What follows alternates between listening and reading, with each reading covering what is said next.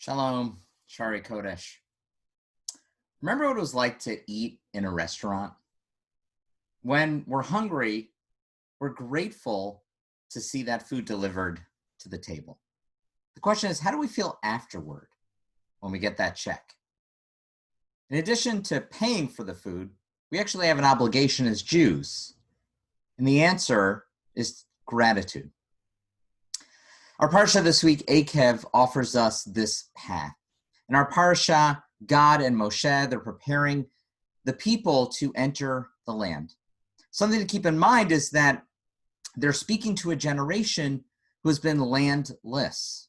Their parents were slaves in Egypt, and all this generation knows is life in the wilderness, a nomadic lifestyle. All their food and water has been provided to them from God. And as they're about to enter the land, they're ultimately going to produce their own food. We read in Deuteronomy 8:10 a very famous line, "Ve'achalta ve'savatu ve'rachta et Adonai Elohecha al ha'aretz hatova asher natan lach." When you have eaten your fill, give thanks to the Lord your God for the good land which he has given you. This line becomes the basis for Birkat HaMazon, the prayer that we say after we eat.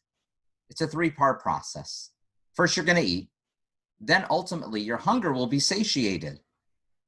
Then, it's your sacred obligation to bless the food that you just enjoyed. Returning back to that original question, how many people feel good after we get that bill?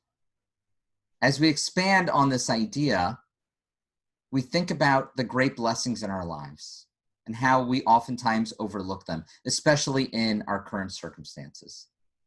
It's easy to overlook good health when you're healthy. It's easy to overlook the blessings of having family when you're together at every moment. And this, I'm speaking to parents of school-aged children. I'm talking to you. It's easy to overlook the blessings of family dinners when all you want to do is go out and eat at a restaurant in public. When we wake up every morning in our tradition, we offer words of gratitude. Thank you, God, for giving me these things that I take for granted.